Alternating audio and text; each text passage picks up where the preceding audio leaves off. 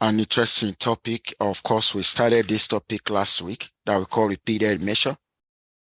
You've been introduced to this topic.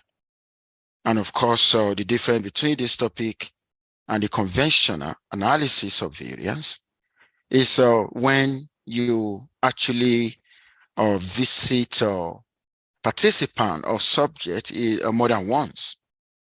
And that's why we call it a repeated measure. And I remember in the last class on this, I walk you through situation, what the consequence can be when you ignore the correlation. That was what I walk you through the other time. And of course, we needed an approach that we incorporate correlation, okay, into the technique, because we already know there's going to be, correlation of the responses from the same subject. And that is the reason why the other time I walk you through situation where we ignore correlation, we opted out, and we still use the conventional method. But what do we want to talk about in today's repeated measure is to actually visit what I call the types of variability. When I talk about types of variability now, what do I mean? I want to talk about, okay, variability between subjects, okay, and within subjects. They're going to be different kind of variability here. Okay, the variability between subject that I'm actually going to call heterogeneity, and of course within subjects. The same person that you visited in more than one occasion, we expect variation in response, okay, for the same subject. And at the same time, we're actually going to use, I told you the other time, the essence of, we need to consider a statistical technique that incorporates correlation, right? And of course, if you, if you go retrospective and view what we've done before, the one that actually incorporate that is random effect model. You remember in the random effect model, we're able to obtain intra-class correlation, right? That idea can actually be brought into a repeated measure. Okay. Now I wanted to see, just to tell you what we mean by types of variability, where we're going to have variability between subject, I will call heterogeneity. Then we're going to have it within subject variation.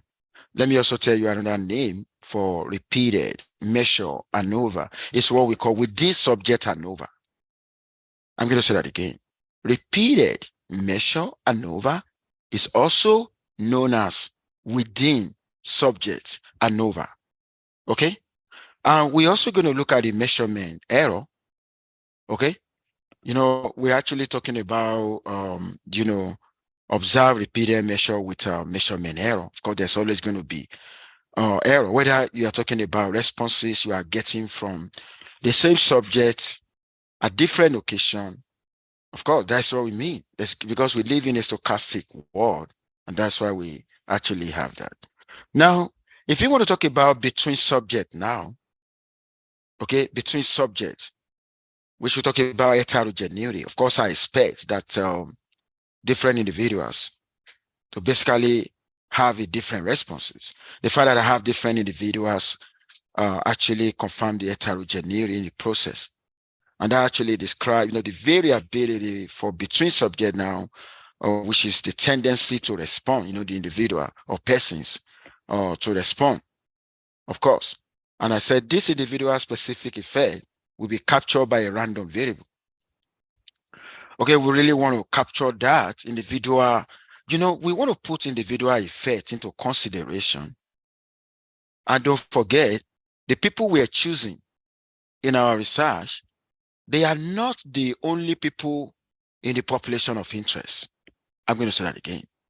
Whenever we conduct research, we actually use a sample of individuals. Of course, the fact that you use a sample of individuals It means you are choosing them, you're actually choosing them at random. If I want to make that subject to be, if I want to look at the nature of what that effect is going to be, then this card is going to be random because the individuals were chosen at random.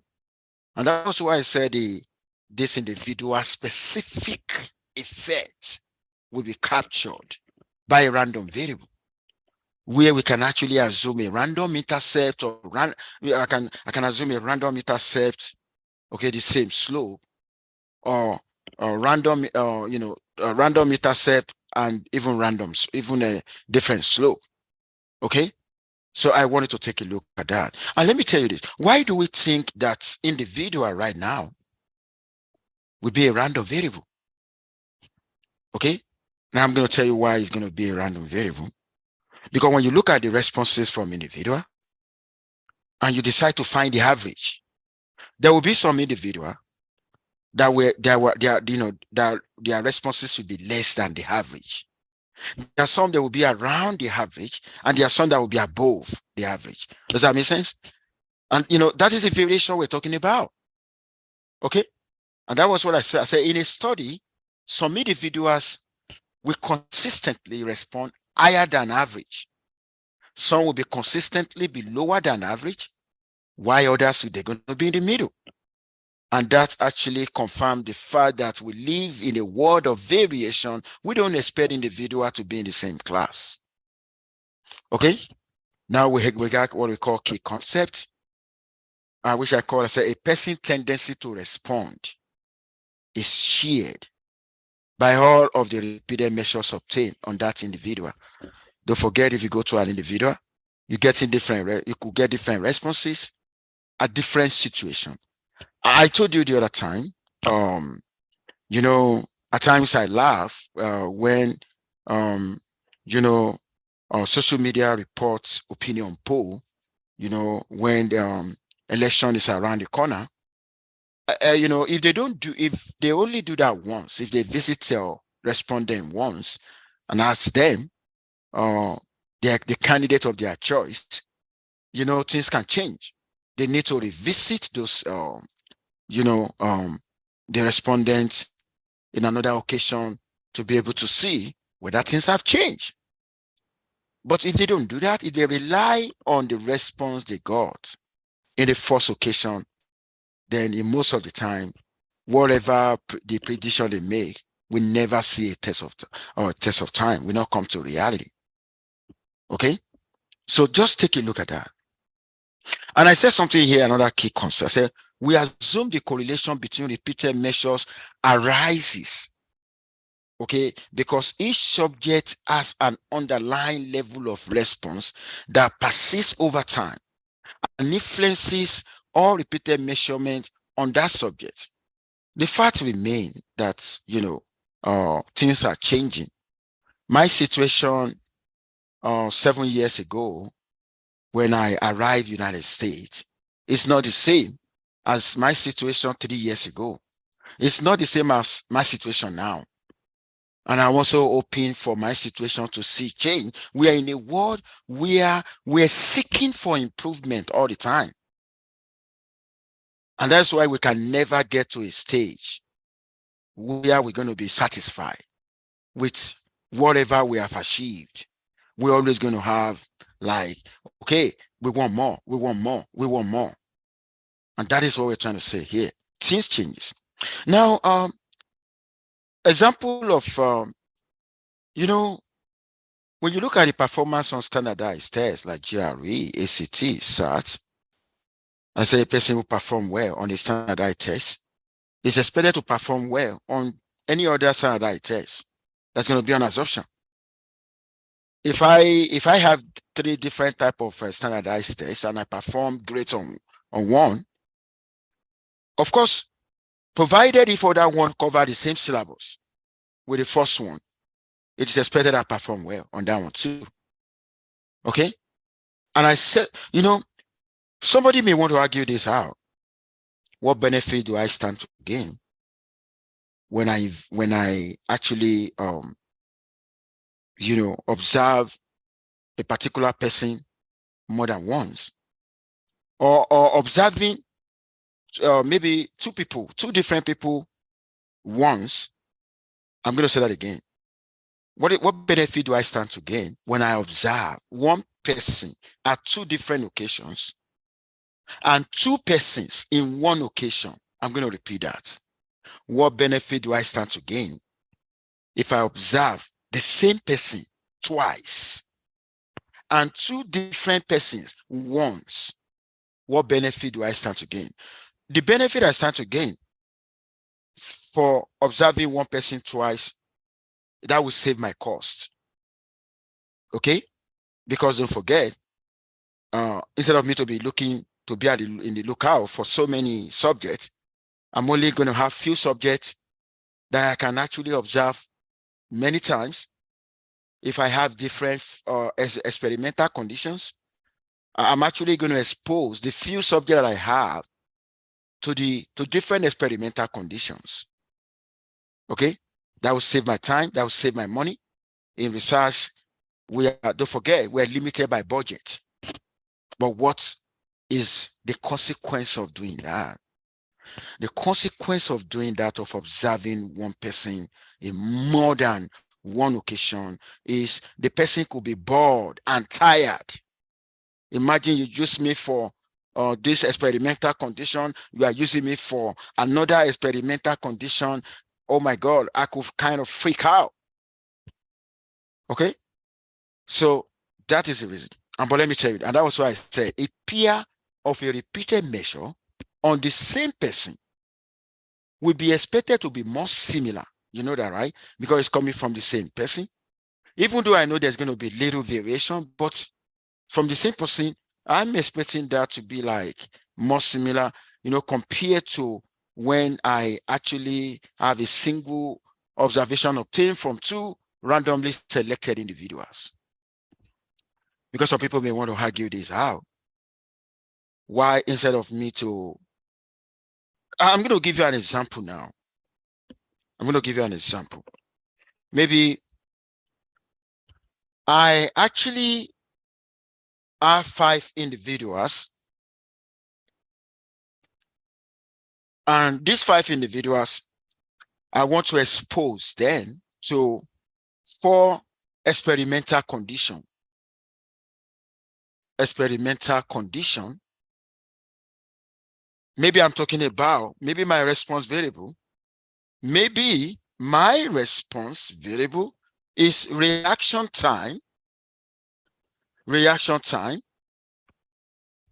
Okay, so if I have,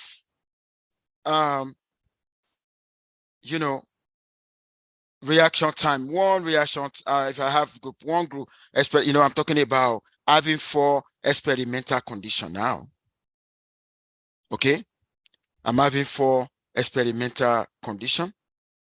And when you take a look at the experimental condition that I have, okay, participant number 1, number 2, number 3, number 4, number 5, the same person here was subjected to experimental condition number 1, number 2, number 3, number 4, the same person here. Take a look at that. Okay, so I'm actually, it's more or less like this is repeated, okay, or trial using the same person. And somebody can say, okay, instead of me to use the same person, why not actually use different persons, okay, for each occasion? I think I just told you the benefits, because in research, we don't only consider what I call efficiency. Let me tell you something. There are 2 things we consider in research: efficiency and cost.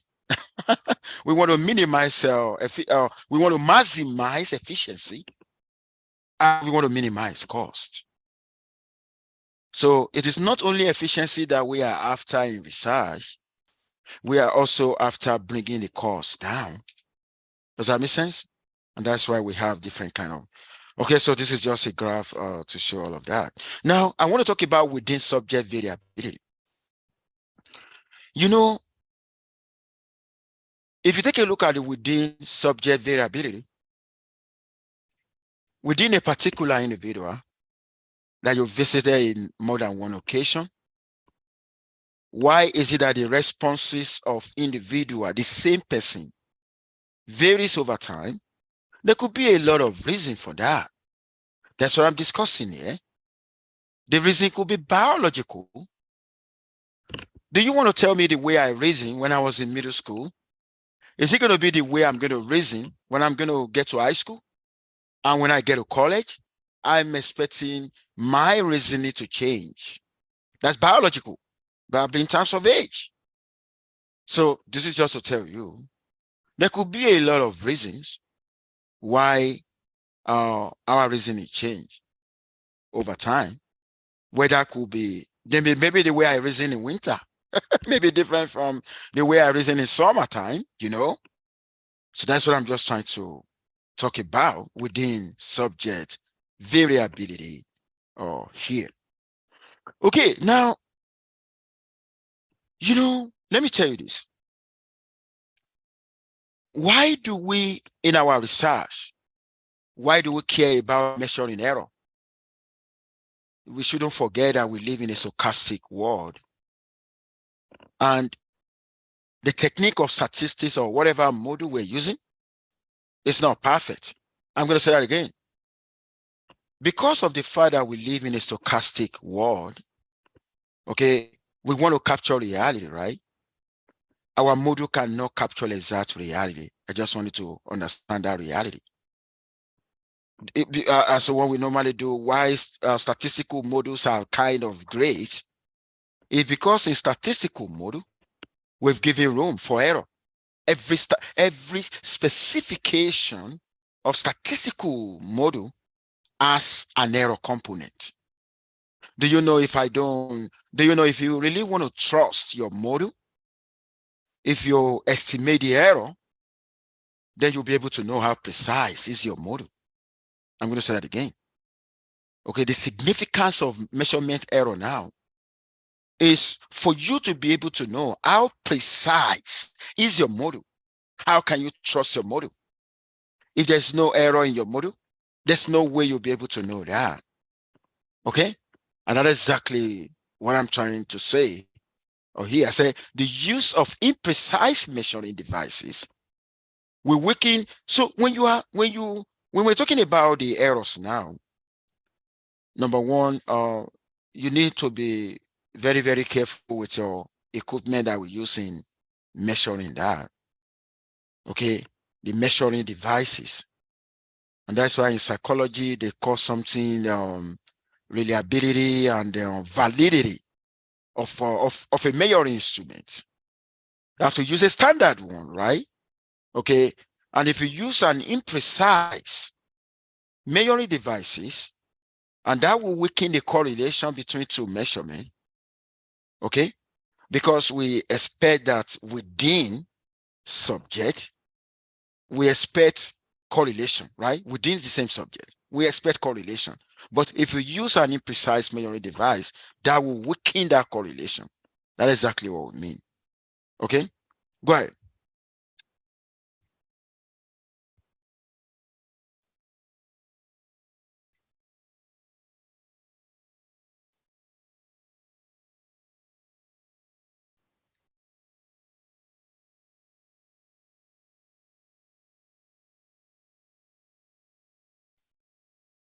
Okay, so which means we're talking about the error of the stopwatch or the error of the researcher, right?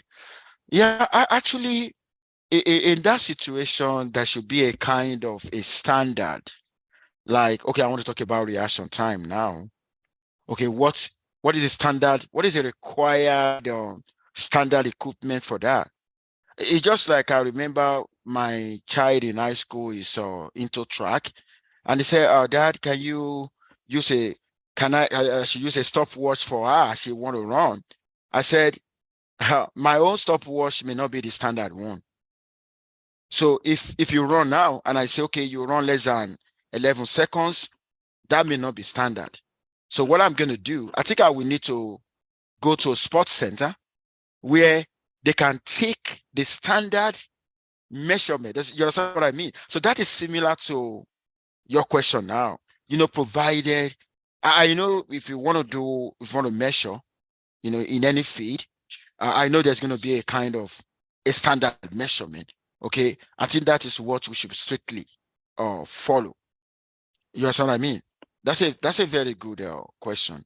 You know, if you take a look at bullet number 2, it said this type of error can range from being extremely small in the case of highly sensitive equipment, okay, height and weight, to highly variable pain scale.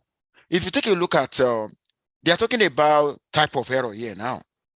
Okay, do you want to compare the type of error you're going to get when an equipment is highly sensitive? Where there are some equipment that are less sensitive, they are not highly sensitive, but the file remain, we should use a standard one. Does that make sense? Okay, so that is what we mean. Okay, now I want us to apply the idea of what we've done before in random effect model into repeated measure. Why do we want to do that? We basically want to do that now because of the subject involved. The subject, you know, they were visited many times. If a subject is visited many times, a particular subject will produce different responses. Oh my God, making a subject a random variable. I'm going to say that again, because a random variable is the one that have more than one numbers. I'm going to say that again. A random variable is a variable that has more than one number. Now, the subject in a repeated measure, they've been visited more than one occasion where they release different numbers. And that was why I said the basic idea behind a random intercept model is to account for the correlation within each subject by fitting a separate line to each subject. We want to fit a separate line to each subject, but you know what? When we're fitting a separate line, we want them to be parallel. We want them to have the same slope, but we want them to have different intercept. Is that not what we did in a random effect model? That was what we did. Okay.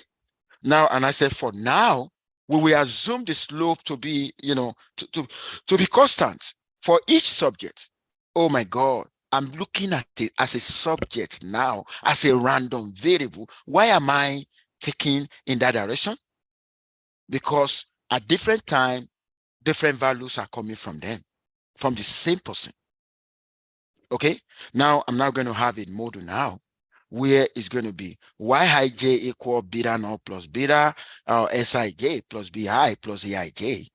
And you now know what I'm actually going to do.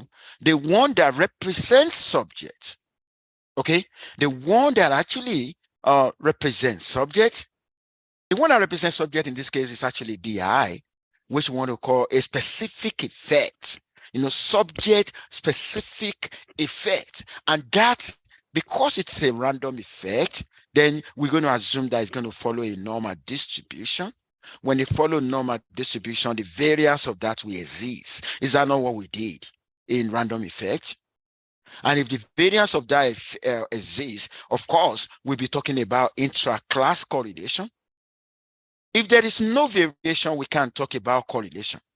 I'm going to say that again. No variance, no correlation. That is what I mean. Okay.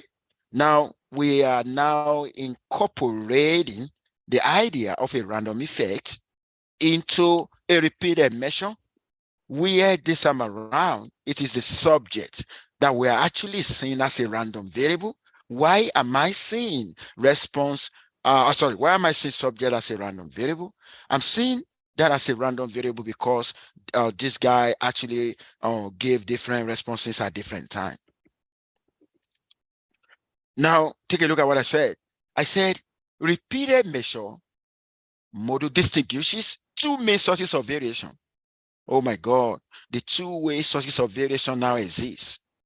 One, between subject variation and within subject variation. I want to take it like that. Between subject variation is going to be sigma squared b.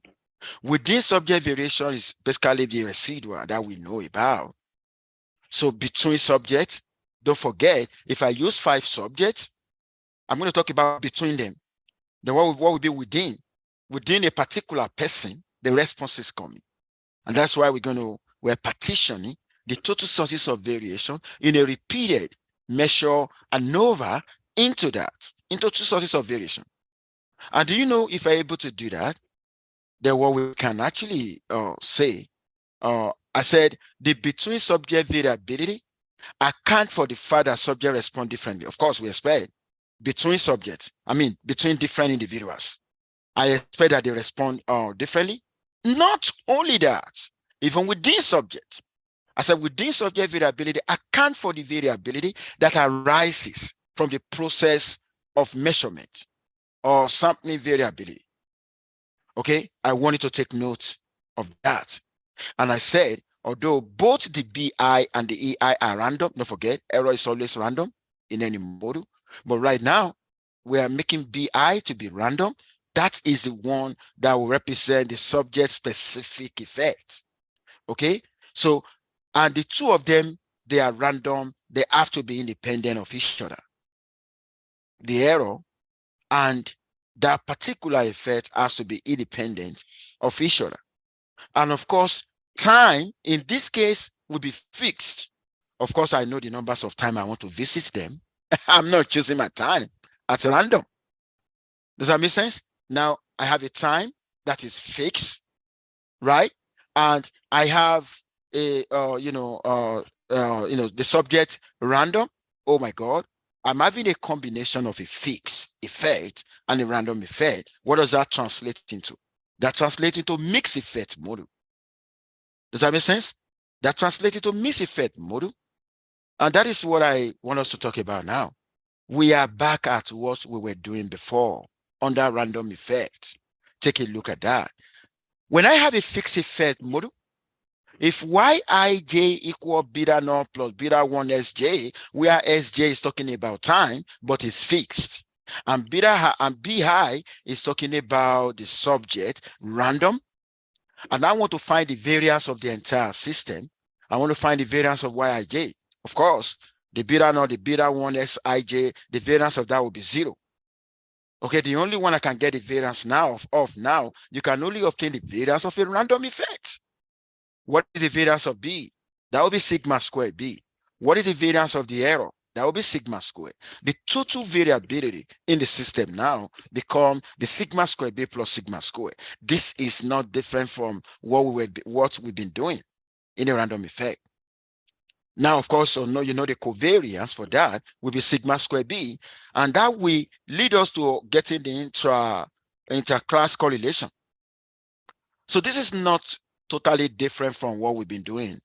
Okay, so take a look at that. But the interpretation is different. I want you to look at the interpretation now. The intra-class correlation here measures the correlation among the responses within a subject. I'm going to say it again. The intra-class correlation we talk about now measures the correlation among responses within a subject. When I say within a subject, I'm talking about the same individual. The same individual. And I said in summary, the covariance between two observations obtained from different subjects. If I'm talking about different subjects, between subjects, the covariance is 0. But within subjects, I said observation obtained from the same subject are correlated. I think you know that, right? Between subject, the covariance is 0, but within, they will be correlated. Does that make sense? And that was why I said, whereas observation obtained from different subjects are uncorrelated. But when I talk about within subject, they are correlated. And that is the reason why analysis of variance with a repeated measure is also called within subject ANOVA. Not between subject and ANOVA. It is called within subject ANOVA. I'm going to walk you through an example now. I think I show you the data architecture about DENA for male and female the other time, but I'm going to focus on female only here, only female. Okay, this female, of course, they were actually they were visited at the age of 8, at the age of 12, and so on like that. They were visited many times, where we have we have so many subjects, but each subject were visited at different age. And of course, you know what we measure, right? The distance. Okay. Now, when let's say we have, we got 11 subjects. Do you know what I want to show you now? If we have 11 subjects, okay, now we want to look at a scatter plot for each subject. Subject number one. Let's look at the relationship between the response, okay, and time. Take it. Now, the code here now will give you that. Oh my God. How many subjects do I have on the board? I got 11 subjects. 11 subjects means 11 people. 11 people. Take a look at that.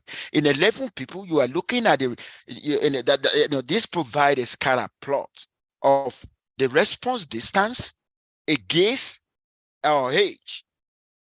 What am I seeing now? What I'm trying to say is that, okay, looking at this data now, can I use the idea of the same slope or different intercepts, or the same intercept or different slope, or the combination of the two? Take a look at what I have now. Okay. Now, what you see on the board is for 11 participants. And for each participant, you actually investigate relationship between the response and the age. Any question on what I showed on the board now? Any question? Which means if you have 20 participants, you're expecting 20 of that. Okay, now, if I try to look at the effect of age, okay, and I treat every individual as data set that is independent, this is the result I'm going to have. These are looking at the effect of age on the distance. We ignoring what? What am I ignoring? What am I ignoring here? I'm ignoring correlation. I'm ignoring correlation here. I'm only looking at the effect of age only. I did not put into consideration of the fact that the subject were visited more than one time. Then I'm probably going to be misleading. But if I want to put into consideration now the fact that there's going to be within subject variability, and there's the fact that the correlation is basically going to exist for a particular individual at different time, then I'm actually going to incorporate a random effect. The kind of random effect I'm incorporating now is the one for the intercept, where I want to assume that the intercept of individuals are not the same, but they're going to have the same slope. Now, I need you to take a look at the module one now. What have I done? I nested subjects in one. When you nested subjects in one, it means you are making subject to be a random, okay, random effect, and you nested it in one. Nested it in one. What it means, nested that in one actually means you want subject to have different intercepts. Does that make sense? Because some of you have been wondering, what is the meaning? What is the meaning of when I have, when I have one, okay, and I have this guy and I put subject, what is the meaning? I nested this guy in one. One is an intercept, which means I want to have different subject. I want the subject to have different intercept. That's what I mean. Okay. When I do that, oh my God, let's look at the result now. When you do that, don't forget the package we're using. Restricted maximum likelihood, the one we call new method, right? The method will actually come out with the variance estimation, isn't it? The method is going to come out with that's why you see this variance now. What is the variance of the subject? They're going to be two variances. How many variances? Two variances, variance of the subject and the variance of the residual. Is that different? Then, in addition, because you have run a mixed effect model, okay, the other effect that is fixed will be reported as well. That's why you see a fixed effect for age. Do you see that? You see a fixed effect for age. You see a random effect for the subject. This is similar to what we've been doing. We are applying that now, in a, in a repeated ANOVA measure. Now you can see the variances of the subject. What is the variance of the subject? Yeah, 4.2786. What is the variance of residual? 0.6085. What is the total variance? The total variance when I add them up. Okay? When I add them up, that will be the total variance.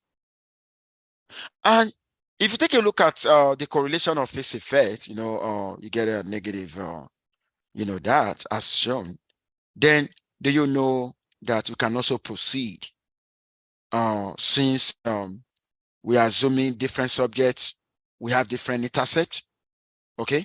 We need to be able to determine the random effect for different subjects. How many subjects are we using? 11? Okay, let's go there. We're going to have this. Are you surprised with this? No. If you take a look at the first one, that's the first one, the first column, each subject will have different intercepts. That's what we mean. Okay? But let me tell you this. When you look at age, age is the fixed effect, right? All the subject will have the same slope. What is the slope? Look at the age. It's 0.47954. That is being repeated. Take a look at that. And the intercept is not going to be the same. Look at that. Okay, this is the intercept here. The second one is the intercept. The other one is the random effects of that subject. There's a difference between the random effect of the subject and the intercept. The intercept are different. For subject 1, the intercept is 16.143369. For subject 2, 17.71291. Those are the intercepts. While the slope is going to assume the slope of the fixed effect, right? Because I know the numbers of time I'm actually going to visit the respondent, okay, which happen to be fixed. And of course, the random effect of the subject is what you see. How do I define the random effect of the subject? I said the random effect, okay, for a particular subject is the deviation in the intercept of that subject time trend from the population value. I'm referring to negative 1.229 and so on like that. All these are super easy. All what I just need from you is understanding. And in the end, I'm actually going to plot. Look at the plot now. You see the plot now. This is like a trend plot for 11 subjects. The very first one I showed you before was a scatter plot, but this is the trend plot. This is after analysis. Okay, this is a trend. Okay, so the trend that is justifying to us that different intercept, but they got the same slope. Okay, different intercept, the same slope. Okay, now you can, I told you the other time, if you want to get the inter-class correlation, the 4.2786 is actually the variance that we got here. Do you see the variance of the subject, right? And divided by the totality, that will enable you to get the intra-class correlation. The intra-class correlation is 0.8755. If you want to know that in percentage, that will be 87.55%, the contribution. Take a look at that. And so which is the intra-class correlation estimated by the random intercept model, where we are using the random intercept model. If you want to look at the correlation in the in the dependent in the time, let's say you want to if you take a look at the correlation matrix, for age 8 to age 14, don't forget, they were visited, the participants were visited 4 times at age 8, at age 10, age 12, and age 14. When you look at the correlation for that, you're actually going to see you have a high correlation, right? And the intra-class correlation we are gotten of is 0.8755, is very close to all those correlation values. If you take a look at what you see now, apart from the 1111 in the diagonal, of course, that one is expected. 1111 in diagonal is a correlation between the same thing, which is going to be perfectly correlated. We're not interested in that. We're interested in the off diagonal. Take a look at that. And I said the random intercept model constrained the variance of each repeated measure to be the same, and the covariance between any pair of repeated measure to be equal. Okay, And this covariance structure is called compound symmetry. This is what I mean by compound symmetry. Take a look at this. Where what is sigma square plus, what is sigma square B plus sigma square? That is the total variance in the system. Do you remember that? What do you see in the off diagonal? What you see in the diagonal is just the variance associated with the random effect. Okay, so what we are targeting is that they should all be the same. Okay, for different time. When I look at the that with different time, but I said equal variance and covariance may not be realistic for a repeated measure data. May not be realistic, and that was the reason. If you take a look at what I have here, okay, you're actually going to see that you know, even though the diagonal matrix has 1, 1, 1, 1, then every other covariance are not, they are different. Okay, so that's what we mean. Okay, and I said equal variance and covariance may not be realistic for repeated measured data. It is more common for measurement taken closer together to be more highly correlated than those taken further, further apart. Okay, and we will examine other variance, covariance structure, another model, maybe random slope and random. You know what we've considered today is when the intercept changes. We could also consider a situation where slope changes. So whether or even the two of them changes, we can consider that. Let me tell you before I go, we also have assumptions when we are talking about repeated measure ANOVA. Number one, there should be no significant outlier. According to Ben Camp in 1982, an outlier is a data point that is not consistent with the rest. How am I going to investigate outlier? I can use a box plot, okay, to investigate outlier, and we have some other tests. Number two is a normality of response in each group. Even though the group are dependent, we expect them to have a normal distribution. How am I going to investigate normality? Okay, I can construct an histogram for each group. I can construct a normal plot for each group. I can also conduct Shapiro-Wilkie test of normality for each group. Okay, that is as another assumption. Now, another assumption is the assumption of sphericity. Assumption of sphericity.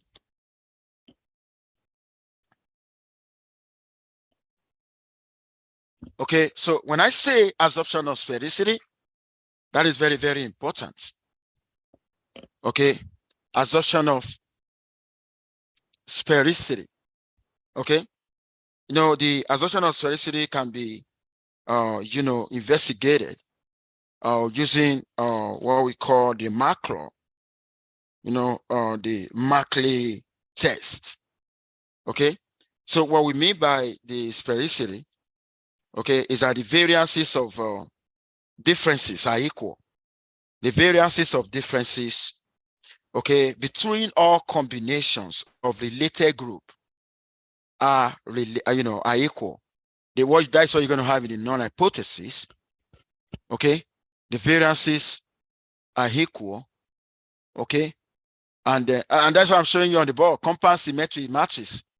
What you see in the diagonal, we expect that they should be equal. They may not. What if that is violated? Okay, and I'm actually going to tell you what do we do when all these assumptions are violated. Before I go today. Okay, so when the assumptions are violated, for instance, and another assumption that is also important is independence of observations. When I say zero observation, I'm talking about independence of subjects, different subjects. But how am I going to ensure whether that assumptions are not violated? When I choose them randomly, with random sample, of course, that assumption is guaranteed. Okay. Now, what if assumptions of normality is violated? If assumptions of normality is violated, then try to transform the response. You can transform the response. You remember the other time we did that in this class. Okay, we can transform the response variable. Okay, if the assumptions of normality is violated, we can use a non-parametric test. Non-parametric test that we call Fredman test. We can conduct a Fredman test, but we can only we can conduct this Fredman test when we're dealing with a one-way repeated measure. One-way repeated measure is when you have only one factor being repeated. But when you have a two-way repeat, at times we can have two-way repeated measure. Three-way repeated measure, unfortunately, there is no non-parametric procedure for anything from two-way repeated measure. The only thing we can do if there's a violation is to transform the response in that kind of situation. Now, when that of sphericity is actually violated, what are we going to do? When the assumptions of sphericity is violated, we're actually going to correct the degree of freedom for the ANOVA, which I'm going to explain more in the next class. The degree of freedom, because we have 3 ways to do that. The degree of freedom for ANOVA need to be adjusted. Our modules are not failing us. We are the one that we're not doing the right thing. So what is next? Comparing modules within repeated ANOVA measure. So like I said on Wednesday, you're going to have your results. And don't forget, final has a huge weight. Oh my God, final has a huge weight. On Wednesday, I'm actually going to post practice question for final without solution. Does that make sense? I want you to start preparing for final from now. And be visiting my office hour if you need any clarification. Your result will be posted for midterm 2 will be posted on Wednesday. And of course, I'm going to bring your exam document on Friday to the class for those of you who want to have it. Make sure you stay safe and have a lovely day. Bye for now, everyone.